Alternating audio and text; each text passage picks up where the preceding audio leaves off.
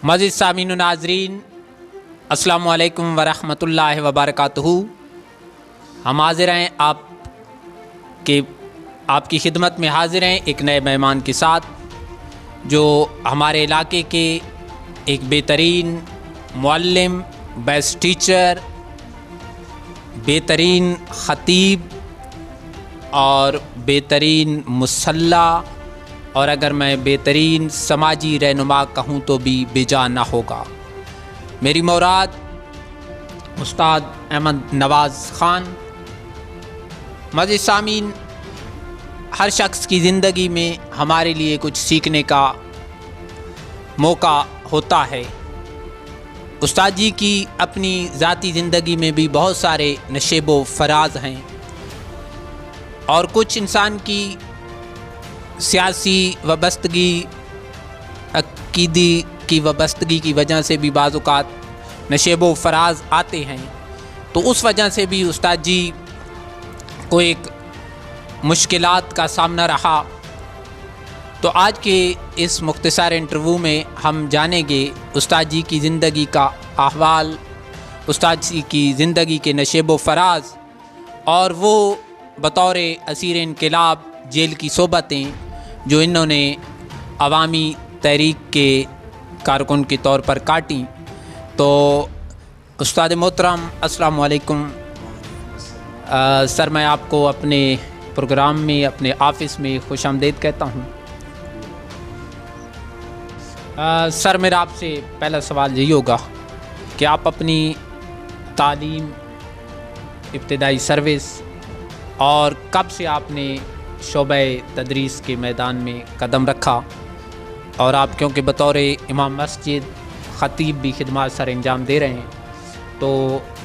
Briefly इसके ऊपर रोशनी डालिए कि आपने कब से ये तमाम खिदमत सर अंजाम दे रहे हैं।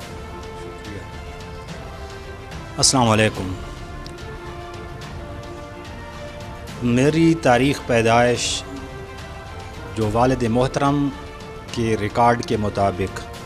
17/11/66, और यकीनन इस लिहाज से वो ज़्यादा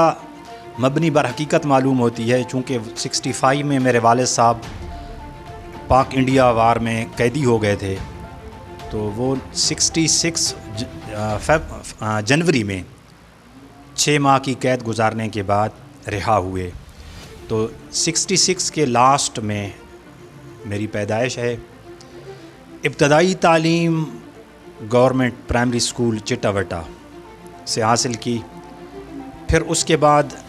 6ठी और 7वीं गवर्नमेंट मिडिल स्कूल दलीली वाला। 8वीं क्लास मैंने गवर्नमेंट मिडिल स्कूल गुंडी से पास की। 9वीं और 10वीं गवर्नमेंट कम्प्रीहेंसिव हाई स्कूल मियाँ वाली। फिर उसके बाद चूँकि जामे हाई स्कूल्स में उस वक्त मेरी पोजीशन सेकंड थी, 650 नंबर थे मेरे, और 654 जो है वो हमारा टॉपर था उस साल का। 1983 में मैंने मैट्रिक का इम्तिहान पास किया। तो मेरे एक अज़ीज़ थे, हमारे अज़ीज़ हैं, मोहसिन हैं, कर्नल हसन ख़ान। उनके दिल में ये ख्वाहिश पैदा हुई कि ऐसे जो शानदार रिज़ल्ट के हामिल हैं तो उन्हें कम से कम ट्राई करवाई जाए एक दफ़ा। तो आर्मी में उस वक्त एक स्कीम चलती थी, JCC जूनियर कैडेट स्कीम। उसके लिए मैंने ट्राई की as a commission officer army में। पहले मराहिल अबूल कर लिए, तो ISSB फ़ाइनल कोहार्ट में हुई, जिसमें मुझे उन्होंने नज़रअंदाज किया। फिर उसके बाद 84 में मैंने पाकिस्तान एयरफोर्स को एज ए टेक्नीशियन की हैसियत से ज्वाइन किया। फिर सेकंड टाइम ड्यूरिंग एयरफोर्स की सर्विस के ही मैंने सेकंड टाइम 89 में दोबारा ट्राई की PMA लॉन्ग कोर्स में। ISSB गुजरांवाला गया, वहाँ से भी रिज़ल्ट सेम रहा। फिर उसके बाद सर्विस कंटिन्यू रखी। 2003 में, फरवरी 2003 में मैं एयरफोर्स से रिटायर्ड हुआ। फिर उसके बाद हमारे इलाके की एक मारूफ शख्सियत मौलाना मोहम्मद असलम ख़ान, उन्होंने इस दौरान एक प्राइवेट सिलसिला यानी स्कूल का जो प्राइवेट स्कूलों की इब्तदा थी وہ اپنے علاقے میں ان کا یہ کریڈٹ جاتا ہے انہیں کہ انہوں نے سب سے پہلے یہ سٹیپ لیا اور اپنے علاقے میں کوئی ایک پرائیویٹ درس گاہ دی جو اس وقت کی ضرورت تھی، چونکہ علاقے میں کوئی ہائی اسکول نہیں تھا، مڈل اسکول تھا، لڑکوں کو مسائل تھے واقعی، تو انہوں نے ایک گورنمنٹ یعنی اپنا منہاج القرآن ماڈل ہائی اسکول کے نام سے ایک اسکول کھولا۔ تو چونکہ نسبت تھی انہیں بھی تحریک سے اور میں بھی تحریک سے منسلک تھا، تو وہ بھی ایک ان سے الفت اور محبت کی ایک وجہ بھی تھی، تو میں نے بھی وہ اسکول جوائن کر لیا۔ 2003 سے پھر 2014 تک تقریباً 11-12 سال کا یہ عرصہ منہاج القرآن ماڈل ہائی اسکول سے میں منسلک رہا۔ پھر اس کے بعد چونکہ 92 میں غالباً میں نے منہاج القرآن میں شمولیت اختیار کی تھی، تب سے ڈاکٹر صاحب کی جو صحبت، رفاقت، ان کے لیکچرز سننے کو اکثر ملتے رہتے تھے، تو ان کی وجہ سے ان کا اثر یہ ہوا کہ یقیناً مذہبی جو ایک عام مسلمان کو جتنا شعور ہونا چاہیے، اپنی روزمرہ کے معمولات کو شریعت کے مطابق نبھانے کے لیے جتنا علم چاہیے درکار، اتنا علم اگرچہ والدین کی طرف سے بھی ملا تھا، پھر مزید ڈاکٹر صاحب کی جو رفاقت اور صحبت ہے انہوں نے مزید اسے جلا بخشی، تو اس طرف زیادہ رغبت ہو گئی دینی، جو پھر وقت کی ضرورت بھی تھی، علاقائی ضرورت بھی تھی۔ تو میں نے تقریباً سن 2005 میں کہہ لوں کہ میں نے باقاعدہ اپنے محلے کی، اپنے بزرگوں کے اصرار پہ اپنے محلے کی مسجد میں نے 5 گانہ نماز کی امامت، جمعہ، عیدین وغیرہ یہ سلسلہ، یہ ذمہ داری نبھانا شروع کی، اور الحمدللہ یہ بالکل فی سبیل اللہ ہے، اس میں کسی طرح کا کوئی تحفتاً، ہدیتاً یا کسی بھی اور نام سے کوئی معاوضہ اس کا وصول نہیں کرتا، میں محض راہ للہ یہ ذمہ داری نبھاتا ہوں اور ابھی تک نبھا رہا ہوں۔ جی، اپنے ناظرین کو بتاتا چلوں کہ جیسا کہ استاد محترم نے اپنا ذکر کیا کہ ان کی عوامی تحریک سے وابستگی ہے، تو اسی وجہ سے آپ 2014 کے دھرنے میں گرفتار بھی ہو گئے تھے۔ تو آئیے جانتے ہیں کہ وہ مشکل لمحات، وہ دن، وہ مہینے، وہ سال استاد جی نے کیسے گزارے، یہ حالات استاد جی کی زبانی سنتے ہیں۔ ڈاکٹر طاہر القادری صاحب نے دسمبر 2012 میں ایک بہت تاریخی جلسہ کیا تھا مینار پاکستان، دسمبر 2012 23 دسمبر۔ اس میں انہوں نے کہا تھا کہ سیاست نہیں، ریاست بچاؤ۔ انہوں نے ایک مہم کا آغاز کیا، پھر اسی سلسلے میں 2013 جنوری میں اسلام آباد ڈی چوک پہ ایک دھرنا دیا گیا، جس کا ماٹو یا مشن کہہ لیں وہ یہ تھا کہ ہم اصلاحات کر لیں الیکشن کے نظام میں، تاکہ فیئر لوگ آئیں اس ملک کی باغ ڈور سنبھالنے کے لیے، اور جتنے کرپٹ قسم کے، خائن قسم کے لوگ ہیں ان کا راستہ روکا جائے، بند کر دیا جائے۔ اگرچہ اس وقت کی حکومت کے ساتھ ایک معاہدہ ہوا اور اس کے نتیجے میں وہ منتشر ہو گیا وہ دھرنا، پھر اس کے بعد ڈاکٹر صاحب کا یہ مساعی اور جد و جہد جاری رہی۔ پھر اس کے بعد 17 جون 2014 کو نون لیگ کی گورنمنٹ نے، نواز شریف حکومت نے منہاج القرآن پہ ایک جلغار کی لاہور منہاج انٹرنیشنل پہ، جس میں 14 لوگ شہید ہو گئے اور کوئی 80 کے قریب لوگ زخمی ہوئے۔ پھر اس کے نتیجے میں چونکہ وہ ہر حوالے سے ایک تو ظلم کیا، انہوں نے جبر کیا، اور دوسرا انصاف کی راہ میں بھی رکاوٹ تھے، حتیٰ کہ FIR بھی درج نہیں ہو رہی تھی۔ ڈاکٹر صاحب نے پھر یہ احتجاج کو جاری رکھا، اور 2014 اگست کو ڈاکٹر صاحب نے ایک پروگرام، انہوں نے اعلان کیا کہ ہم لاہور سے نکلیں گے اسلام آباد کے لیے، جب تک اپنے مقاصد حل نہیں ہوتے،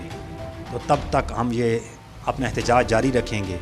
اس سلسلے میں ہمارا جو قافلہ تھا وہ جا رہا تھا یہاں سے، جس میں زیادہ تر میاں والی، قید آباد، خوشاب اور بکھر کے لوگ تھے۔ یہ کوئی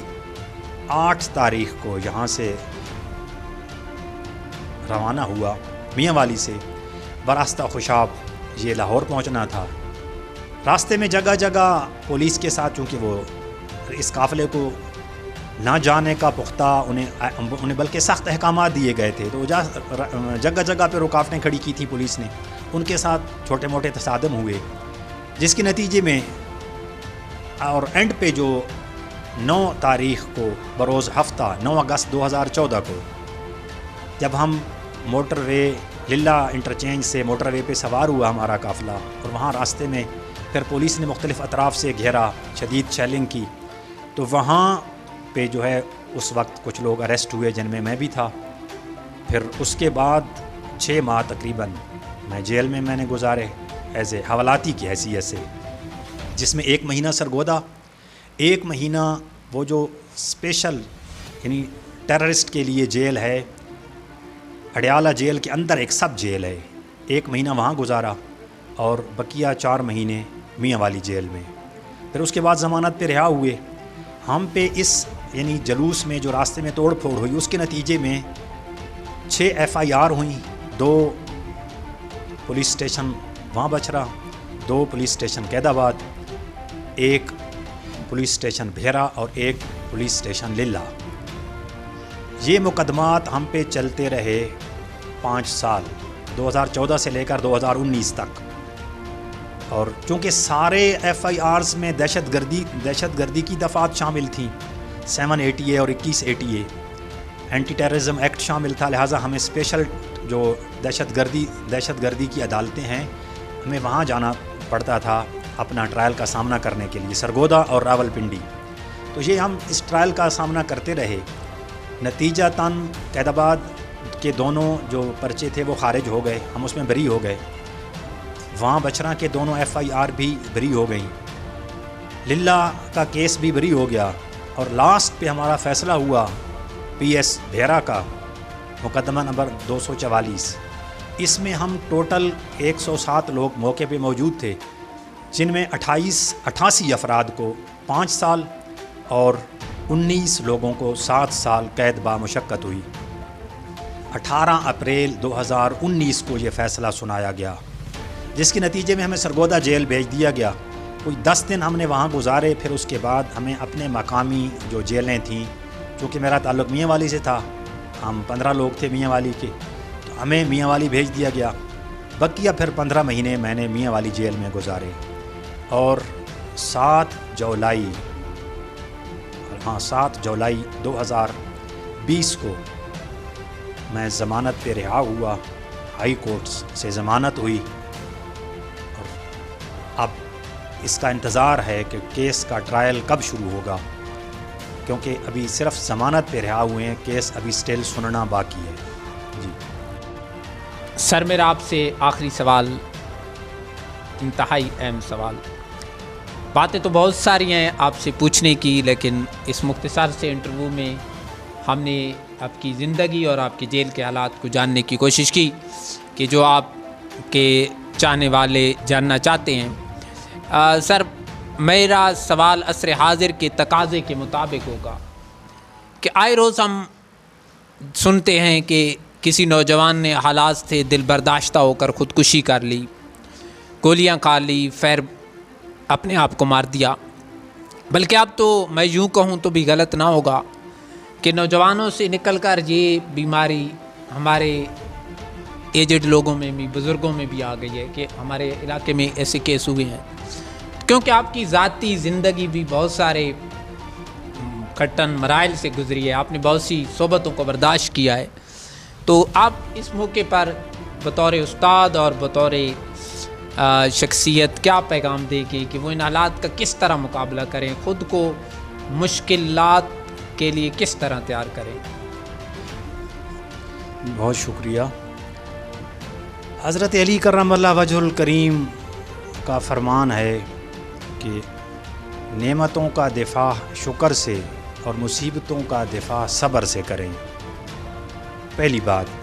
دوسری بات یہ ہے کہ جہاں تک حقیقت ہے وہ صرف اور صرف ان ساری جو خرابیاں ہیں ہماری معاشرتی یا عدم برداشت ہے،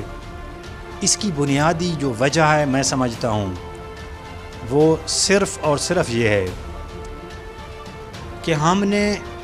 شیطان نے ہمیں دھوکے میں مبتلا کر رکھا ہے،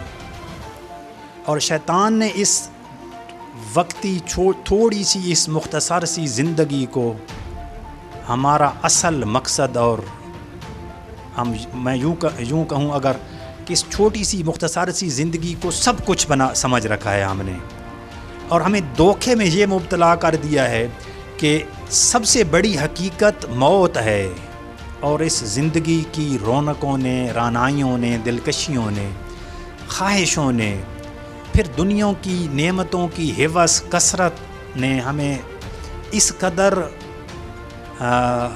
ہمیں یعنی سراب میں مبتلا کر دیا ہے کہ ہمیں حقیقت یعنی وہ سب سے بڑی حقیقت کہ جسے کائنات میں کسی طبقہ فکر سے تعلق رکھنے والا، چاہے وہ دہریہ ہے، آتش پرست ہے، مجوسی ہے، سکھ ہے، کافر ہے، اللہ کو ماننے والا ہے یا وہ اللہ کا بھی انکار کرنے والا ہے، ہر کوئی اس حقیقت کو قبول کرتا ہے کہ موت ایک حقیقت ہے. لیکن اس دنیا کی دلکشی اور دنیا کی زینت نے ہمیں اتنی بڑی حقیقت سے بھی ہماری آنکھیں بند کر رکھی ہیں، اور ہم اسے یعنی تقریباً بھلا چکے ہیں. یعنی گویا ہم نے کبھی موت کو ہم کبھی یاد ہی نہیں کرتے. اور جب ہم یہ سمجھتے ہیں کہ یہی دنیا سب کچھ ہے، جو آدمی جب یہ سمجھتا ہے کہ یہ دنیا ہی سب کچھ ہے، اور اگر اس دنیاوی زندگی میں مجھے یہ نعمت نہ ملی تو پھر کبھی نہ ملے گی، تو اگر وہ یہ سمجھتا کہ یہ دنیا قید خانہ ہے، اللہ کے نبی صلی اللہ علیہ وآلہ وسلم نے فرمایا مومن کے لیے دنیا قید خانہ ہے، دنیاوی زندگی قید خانہ ہے. یہ قید خانہ کیا ہوتا ہے؟ جہاں قیدی کی کوئی خواہش نہیں ہوتی. پریکٹیکلی اگر کوئی شخص جیل میں جس نے زندگی گزاری ہو، اسے اس کا صحیح ادراک ہوگا کہ قیدی کی کوئی خواہش نہیں، جب چاہے بند کر دیا جائے، جب چاہے اسے کھول دیا جائے، جب چاہے جس کام اور مشقت پہ لگا دیا جائے، اس کی کوئی خواہش نہیں، نہ ہی اس کی کسی خواہش کی کوئی قدر ہے، اس کی کوئی اہمیت ہے. تو مومن کے لیے یہ دنیا قید خانہ ہے، یہاں پہ ہم خواہشوں کے لیے نہیں، ہمیں یہ زندگی خواہشوں کے لیے نہیں دی گئی، خواہشوں کی تکمیل کے لیے نہیں دی گئی. لیکن چونکہ ہم ساری زندگی یہی تگ و دو میں رہتے ہیں کہ یہ خواہش پوری کر لوں اور وہ خواہش پوری کر لوں، جب ہمیں یہ خواہشیں پوری ہوتی نظر نہیں آتی، ہم دل برداشتہ ہو جاتے ہیں، اور پھر ہمارا جو صبر کا دامن ہے وہ ہم یعنی ہاتھ سے چھوڑ دیتے ہیں، جس کا نتیجہ یہ نکلتا ہے کہ ہم وہ کام کرتے ہیں، حتیٰ کہ ایسا عمل کرتے ہیں کہ اللہ کی بارگاہ میں حاضری سے پہلے ہم نے جو آخری عمل کیا وہ اللہ کی نافرمانی کی، اپنی جان خود لی. اور آقا علیہ الصلوۃ والسلام نے فرمایا کہ جس ہتھیار سے کوئی جس چیز سے اپنی جان لے گا وہ جہنم میں بار بار اسی اذیت سے گزارا جائے گا. یعنی اگر کوئی زہر کھا کے مرے گا تو وہ زہر اسے بار بار دی جائے گی، زندہ کیا جائے گا اور پھر زہر دی جائے گی. الغرض جس آلے سے وہ خود اپنی جان لے گا اسی آلے سے اسے بار بار موت دے کر اذیت دی جائے گی. ہم نے کبھی اس پہ بھی غور نہیں کیا. تو مختصراً یہ کہ میں یہ سمجھتا ہوں کہ چونکہ ہم نے دنیاوی زندگی، اس کی آسائشیں، اس کے سکھ، اسی کو سب کچھ مان لیا ہے، اور اس حقیقت کو ہم نے فراموش کر دیا ہے کہ یہ محض کھیل اور تماشا ہے، یہ محض ایک ڈرامہ ہے. یہاں پہ جتنے بھی کردار ہیں، جتنی بھی نعمتیں ہیں، یہ ان کا حقیقت سے کوئی تعلق نہیں. جیسے کوئی فلم ڈرامہ چل رہا ہوتا ہے، کوئی سٹیج شو چل رہا ہوتا ہے، اس پہ جو کردار جو ایکٹ کر رہے ہوتے ہیں وہ بظاہر دیکھنے میں حقیقت لگتے ہیں، لیکن وہ حقیقت ہوتی نہیں. یہ دنیا کی زینتیں، یہ رونقیں، یہ نعمتیں دیکھنے میں حقیقت لگتی ہیں تاکہ ہم ان میں مبتلا ہو جائیں، ان عیش و عشرت میں ہم بہل جائیں، ہمارے دل کھو جائیں اس میں، اور ہم اپنے اصل مشن اور مقصد کو بھول جائیں، اللہ کی رضا کو بھول جائیں، اللہ اور اس کے رسول کی تعلیمات کو بھول جائیں. تو جب جو لوگ سب کچھ اسی کو سمجھ لیتے ہیں، پھر جب وہ ان چیزوں کو حاصل نہیں کر پاتے تو یقیناً بے صبری پھر وہ دامن گیر ہو جاتی ہے، پھر ان سے وہ کام ہو جاتے ہیں جن کی انسان توقع بھی نہیں کر سکتا۔ تو اگر ہم اپنے آپ کو اللہ اور اس کے رسول کی تعلیمات سے آراستہ کریں، ایسے لوگوں کے ساتھ اپنی صحبتیں رکھیں،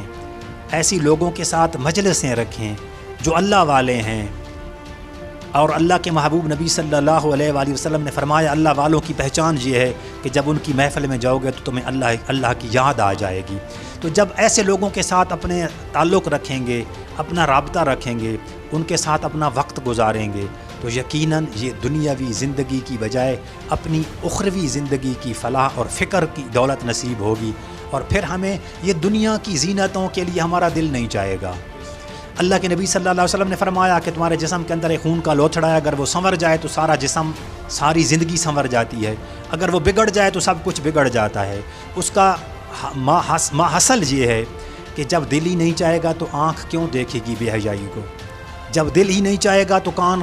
غلیظ باتوں کو کیوں سنیں گے؟ تو گویا جب دل ہی نہیں چاہے گا تو زبان ہماری ان لذتوں کی عادی نہیں رہے گی جن کی اسے عادی نہیں ہونا چاہیے۔ تو الغرض اور مختصراً اس کا جواب یہی ہے کہ اگر ہم واپس آ جائیں، پلٹ جائیں اللہ اور اس کے رسول کے راستے کی طرف، اور اس حقیقی مقصد کو جس کے لیے اللہ نے ہمیں پیدا کیا، اگر اس کی معرفت حاصل کر لیں، اور یہ اہل معرفت سے ہی حاصل ہوگی، ان کی صحبتوں سے ہی حاصل ہوگی۔ یہ راتوں کو دیر تک ہم ڈیفرنٹ ٹائپس کی ویڈیوز دیکھنے سے تو نہیں ہوگی، یہ ان لوگوں کی صحبتوں سے یہ ہمیں یہ سعادت یہ نصیب ہوگی۔ تو اب بس اپنا راستہ اگر ہم تبدیل کر لیں تو انشاءاللہ ایسی بے صبری اور عدم برداشت کا مظاہرہ ہمیں دیکھنے کو نہیں ملے گا۔ شکریہ۔ معزز سامعین، استاد محترم آپ سب کو یہی پیغام دے رہے تھے کہ اپنے اندر برداشت کا مادہ اسی صورت میں پیدا کیا جا سکتا ہے کہ اس زندگی کو ہم عارضی زندگی سمجھیں اور اپنی زندگی کا حقیقی مقصد جاننے کی کوشش کریں۔ سر، میں آپ کا بہت مشکور ہوں کہ اپنی مصروفیات کے باوجود ہمیں وقت دیا۔ انشاءاللہ سر سے اصلاحی موضوعات پر پھر کبھی گفتگو ہوگی۔ آج فقط ہم نے استاد جی کی زندگی کا چہرہ پکچر آپ کے سامنے پیش کرنے کی کوشش کی ہے۔ اپنی آراء سے ضرور آگاہ کیجیے گا، اور ہمارا چینل اگر ویڈیو اچھی لگے تو ضرور سبسکرائب کیجیے گا۔ اجازت دیجیے، اللہ حافظ۔